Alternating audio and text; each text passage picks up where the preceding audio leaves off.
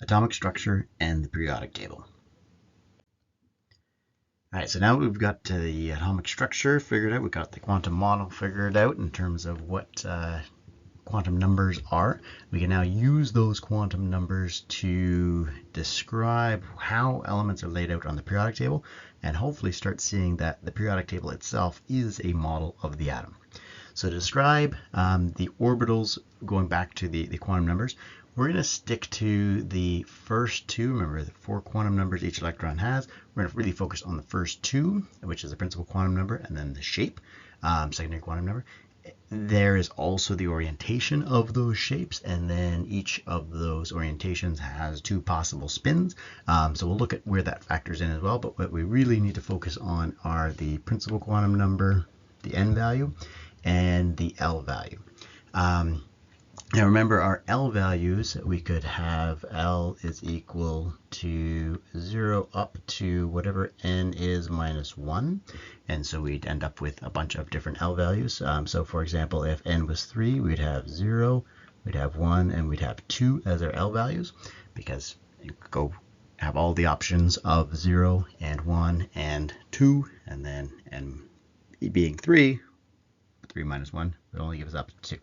So if those were ours, so this was if n was equal to 3, then our L values could possibly be 0, 1, or 2 as our options for our L value. Now, what we're going to be doing is we're going to say, okay, we don't want to have a whole bunch of letters, a whole bunch of numbers. So we're going to stick to numbers for the n value, but we're going to turn our L values into letters. So we're going to say that our 0 L values, we're going to call those S's.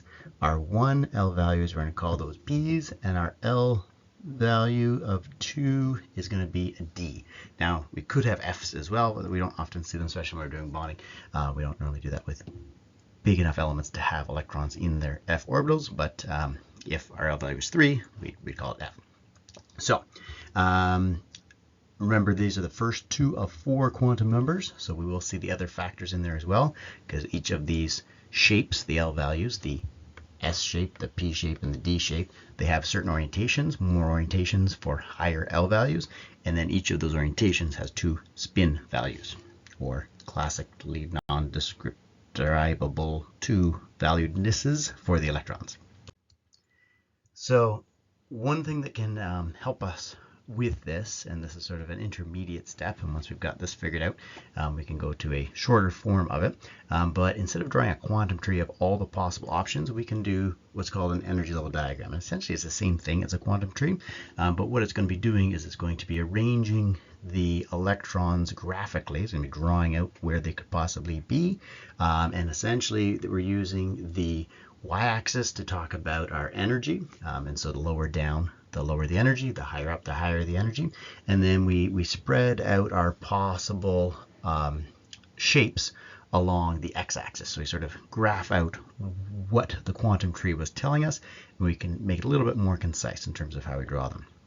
So for example, we know that if n equals 1, and again, our n value equals 1, then we know that the L values could be only 0, which we're now calling S, and that particular shape only has 1 orientation, and then that orientation has 2 possible spins to it where the electrons could be. So all of that information, all of that first column from our quantum tree that we saw in our quantum numbers video, all of that information is essentially contained just by drawing that. What we do is we draw a circle or just a space where we can put electrons, and we say, okay, this little space right here, that's where we're going to put our 1s electrons. And so it is n value of 1, and the fact that we're drawing a circle isn't important, but that particular space, you could do a rectangle if you want, or just a line or something like that, and say, okay, in that space there, I'm going to be putting the electrons that could be in principal quantum number 1. And again, that is a n value of 1 and L value of 0, which we're going to call S. And there's only one possible ML value, one possible orientation. So that's the one possible shape. If there was more possible orientations, we draw more shapes. And then within that space, we're going to represent our electrons, which could have a spin of -1/2 or a spin of +1/2. We're just going to represent them with little arrows. And so you can pretend the up arrow is, I don't know, +1/2 or -1/2, doesn't matter. The fact is that there's 2 things. I mean, you could draw like a plus and a minus in there, or a I don't know, on, off, or I, whatever. Just some quantity about the electron, of which there are two possibilities. Arrows are classic. So our n value of 2, it also, remember, if you look at our quantum tree, n value of 2, it has two possible shapes. It has the 0 shape, which we're now calling S, plus it has the P shape. And so this is our n value equals 1 with its shape and the possible orientations of that shape, all shown in there. But when n equals 2, the L value is equal to either 0 or 1, because it's 0, 2, and minus 1. And so we can say, remember, 0 we're calling S, and 1 we're calling P. So for principal quantum number 2, there's the S shape, and then there's the P shape as well. And again, think of these as subshells. So there's the S subshell, and then there's the P subshell. Based on which subshell you're talking about, there's different orientations. The S subshell only has a single orientation. Gave that 0. But a P subshell had the -1, the 0, and the +1. 3 different orientations. And that is the P subshell here with 3 possible orientations.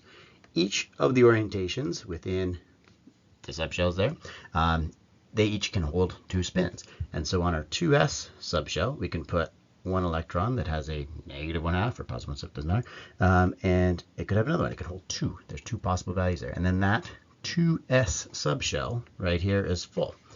And so there could be electrons on the 2p subshell. And there's 3 orientations for that particular shape. So you could have some electron here, you could have like an electron there. And so what we do is we are graphing, we're drawing, we're representing visually where these electrons can be. Essentially, we're plotting out some spaces where we can sort of keep track of the location of the electrons given by our quantum numbers. Now, principal quantum number 3 has an S shape, it has a P shape, and it has a D shape. So we have 3 subshells here. But if we remember, this is the one that has a bit of a complication in that principal quantum number 4, which has, again, 4 shapes to it, its S subshell buds in line in terms of energy. It's actually a little bit lower in energy once it's full of electrons. It's a little bit lower in energy than the subshell for the 3D. So the order in which it goes is 1s, 2s, 2p. Those are in terms of energy, the order that we're going. After the 2p is full, the next lowest one down is 3s. Then there's the 3p, and you'd think 3d would be next, but this 4s actually buds in line in front. And again, that's not something you need to memorize. That's something you need to be able to see on the periodic table, and then as long as you have the periodic table in front of you, you'll be able to know where all those overlaps occur. Now, we can draw in our electrons in here as well, and just with the terminology, remember the principal quantum number is the shell, and we have the subshells, and so principal quantum number 2 has 2 subshells, principal quantum number 3 has 3 subshells, even though 4s buds in front of 3d. And then within the subshells, there are a certain number of orientations depending on which one you're on. All of that can be figured out using the rules for the quantum numbers that we covered earlier. We refer to these little areas that we're drawing as orbitals. And so we can put electrons in those orbitals. And again, we tend to draw those as arrows, an up and a down. So the rules for placing these electrons are important, and there's several of them. The first one is called the Aufbau, the building up principle. And essentially it is fairly intuitive. You would start with the lowest subshells and you'd fill them first, and then you'd work your way up. So let's say you had, I don't know, lithium.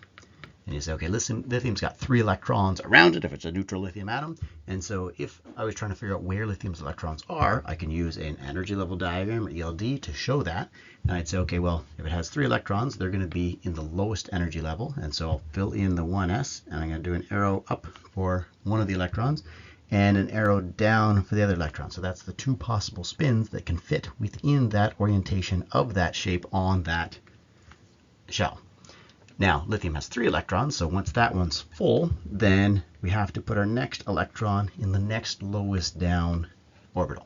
That's all the Aufbau principle is saying.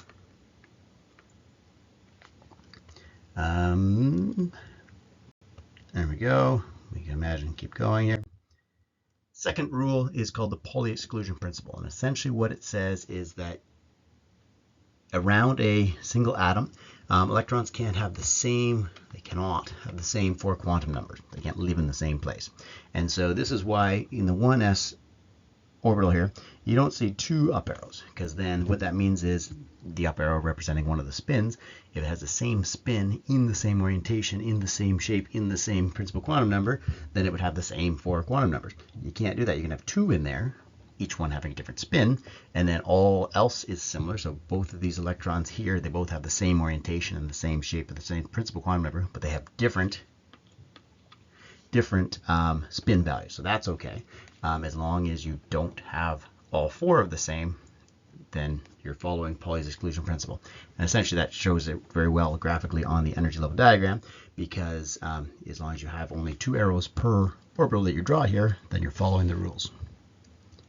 Remember, the 4s is going to be filled before the 3d. Last rule is Hund's rule, and essentially what this is saying is that orbitals with the same subshell, or if you're filling up a subshell, you're going to give 1 electron to each before you give anyone 2. So distribute electrons equally amongst a subshell before anyone gets a paired electron. So if you had, and not applicable for an s subshell, because there is no other orbitals on that subshell.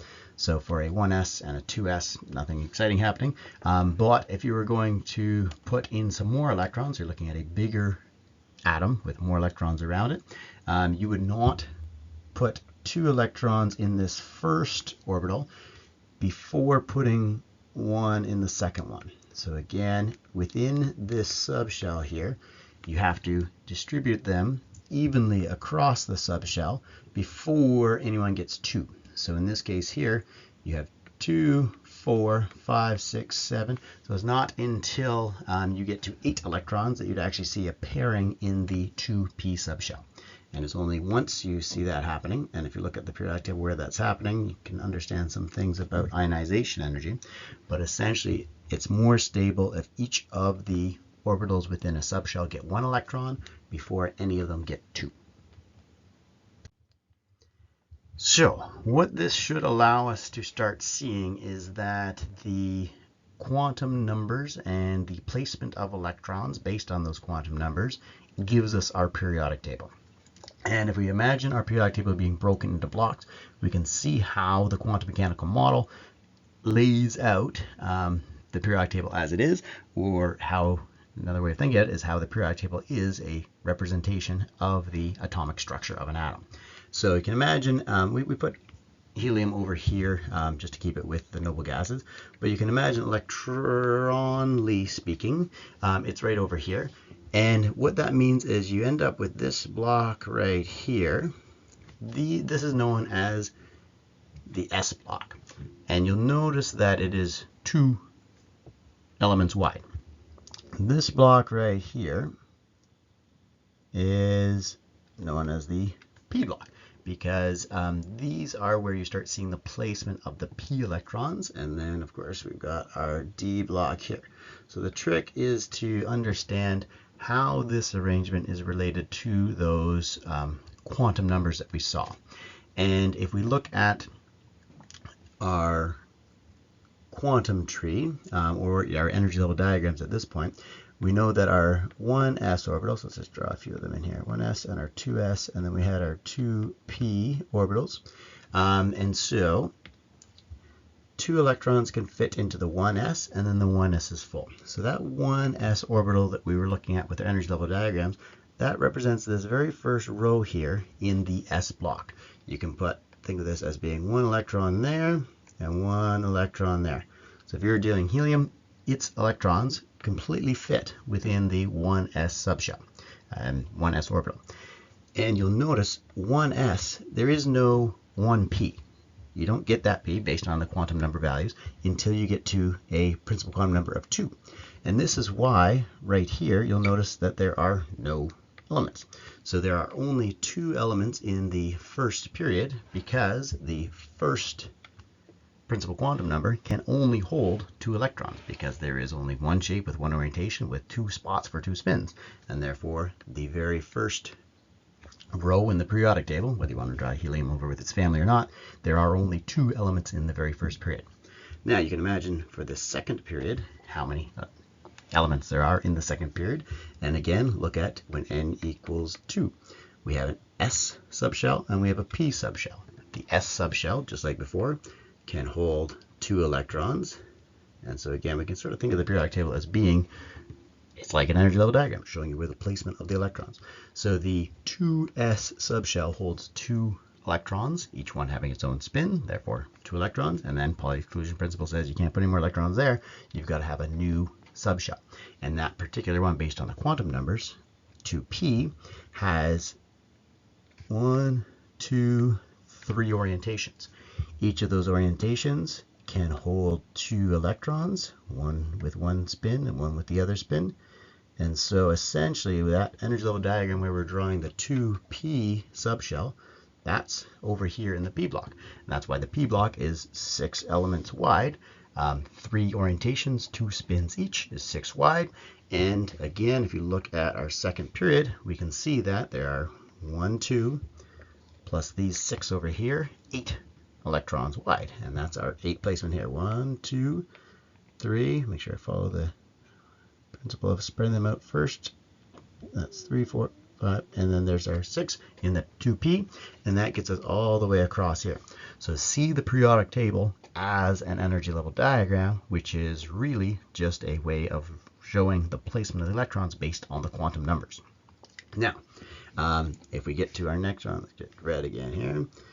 3s has a principal quantum number 3 has an s, and then 1, 2, 3, it has a 3p as well, and it does have a 3d, and there's 5 in the 3d.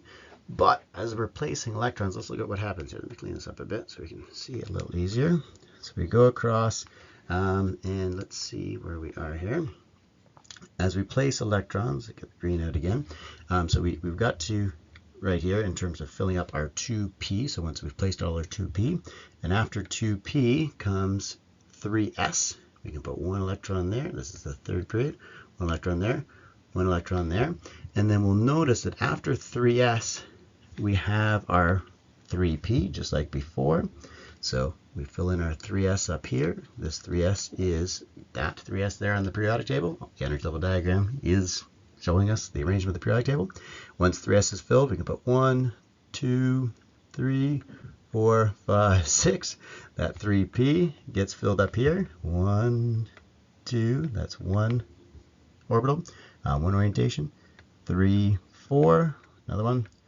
5, 6, another one. So this 3p that we see with the energy level diagram is this part of the periodic table here. It is the 3p row, third row down. Remember, there is no 1p, but there's a 2p we already filled up, and then the 3p holds 6 more electrons. That would fill the 3p. Now, again, there's a 3s, there's a 3p, and there's a 3d. So you'd think the 3d would be filled first, but the periodic table tells us that's not the case. Once we have filled the 3p, we do not go to the D. You'll notice that the periodic table says 4s comes first. And that's because of the overlapping energy levels. And so that 4s happens to be lower in energy. So first we fill the budding orbital of 4s. And we can put 1 electron there, 1 electron there. So you do not have to memorize where they overlap. The periodic table, as long as you can count, read numbers, I guess. The periodic table will show you where that overlap happens. 4s gets filled first. 1 electron there, 1 electron there, and then we're up to calcium. And then once 4s is filled, then we go over and we start filling the 3d. So we don't see the D subshell being filled until after the 4s, and that is what our periodic table tells us. The periodic table is arranged based on the rules of the quantum mechanical model. And again, you know there's 5 orientations for a D shape. Each orientation can hold 2 electrons, so you know exactly how wide the D block is.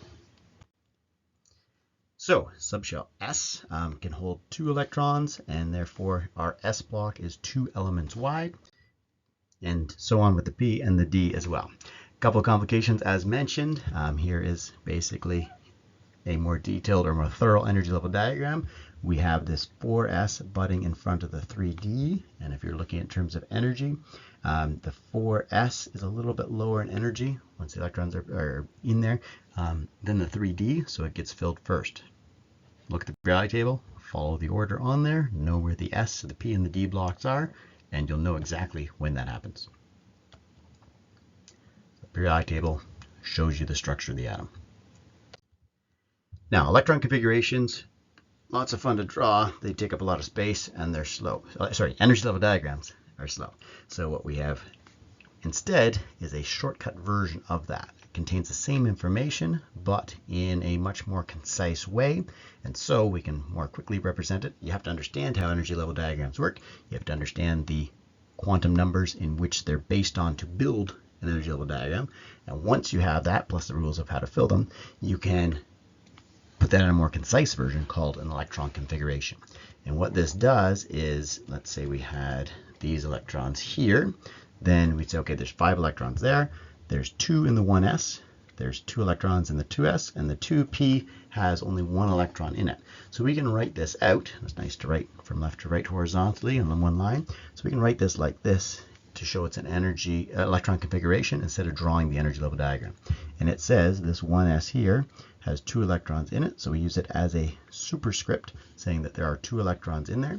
The 2s has 2 electrons in there as well, and the 2p only has 1 electron. Now we don't care really which orientation that electron's in, we just want to know that the 2p has 1 electron.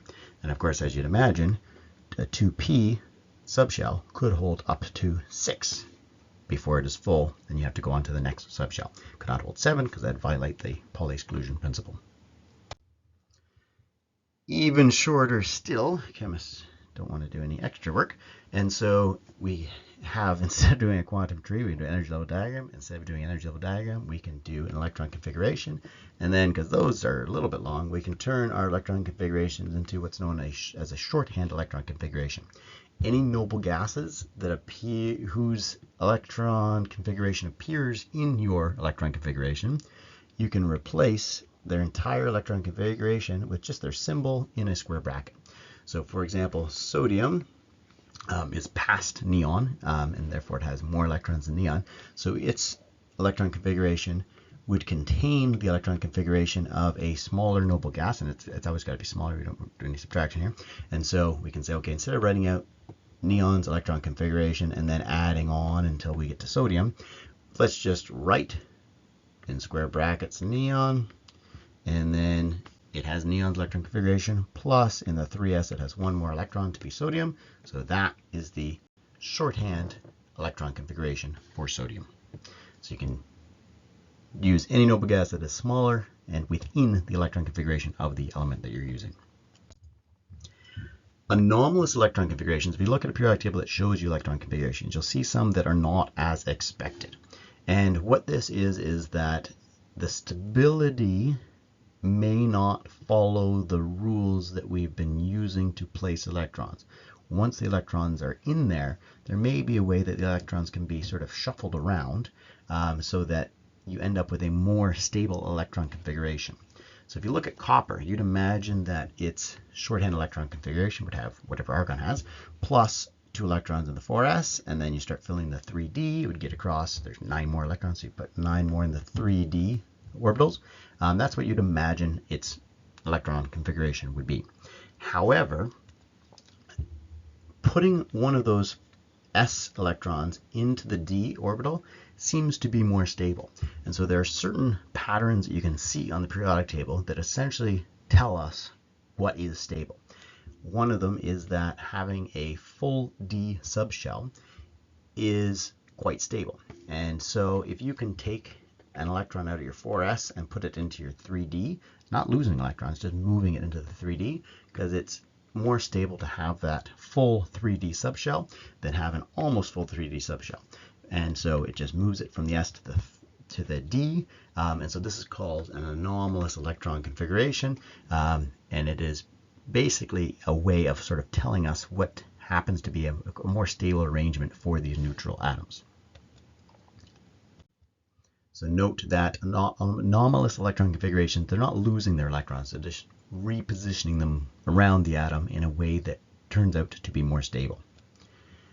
With these ones, again, we're not talking ions yet. It just happens to be less energetic or more stable if they do this. Silver is another one.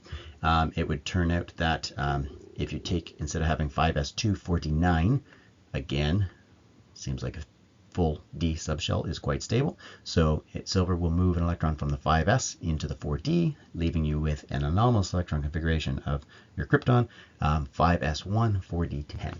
Now, that's for a neutral atom. That is an anomalous electron configuration. For an atom, it has not lost any electrons. They're all there still. It's just that one of them has moved to the D to fill out the D because it happens to be more stable. An ion itself of silver, if it's a positive 1 ion, then that means it has lost 1 electron. So then the trick is to figure, okay, which of these electrons would it lose? It could lose 1 out of the 4d, but we just said full 4d is pretty stable. So it would probably be better to lose 1 out of the 5s, and therefore the silver ion, being down 1 electron, would have a electron configuration of kryptons plus 4d10.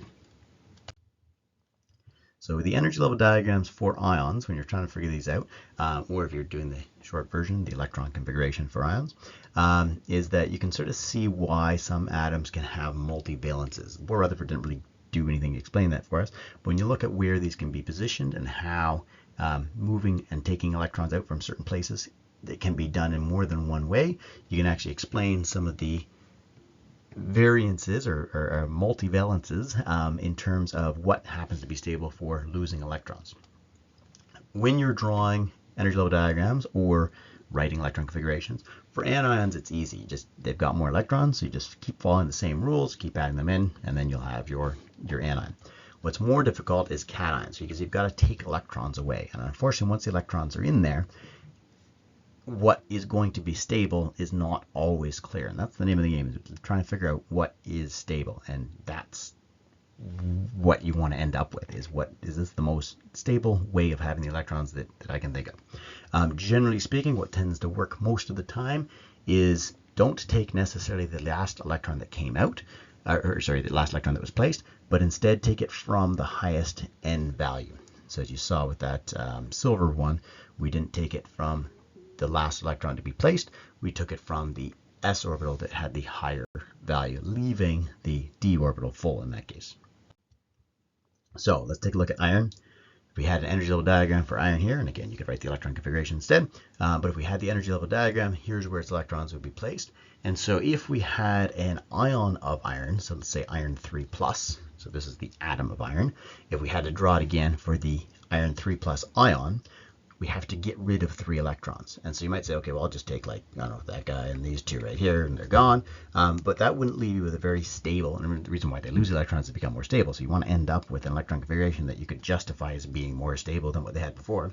And so you say, okay, well, if d orbitals are quite stable when they're full or half full, and this is the trick, trying to figure out what is stable, then that's what we should leave. So with a 3+ ion, it would make more sense to say, okay, if I take the 4s orbitals, and again, that's sort of general rule, take them from the higher n value, I'll take 2 out of there, and then I'll take this 1 electron out of the 3d. And what that does is leaves me with this 3d5 subshell.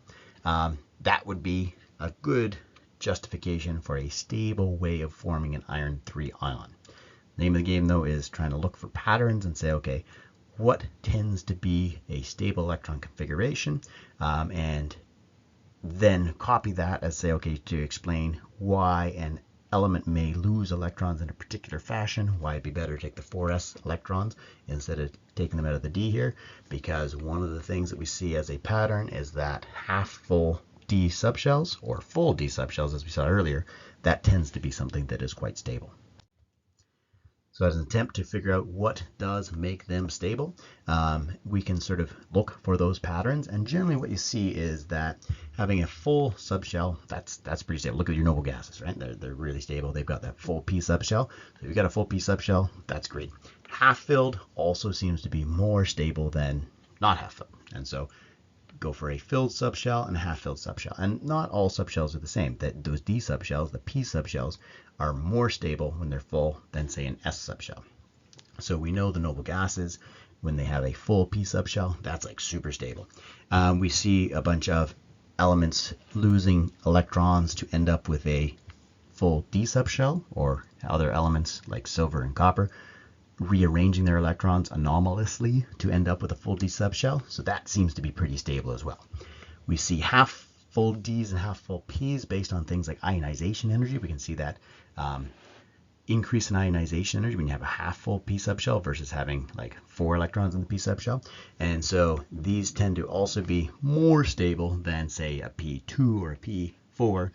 Having that half full P subshell does seem to be something that is also stable. So when you're moving electrons to figure out what the energy level diagram or electron configuration would be for an ion that has lost electrons, then these two are not bad. But again, full P is the best, full D is pretty good, half full D or P is all right, and then after that, the S, again, only being one subshell, seems to be not terribly important in terms of stability, whether it's full or not. Look for this as a general order, and of course, there's always exceptions.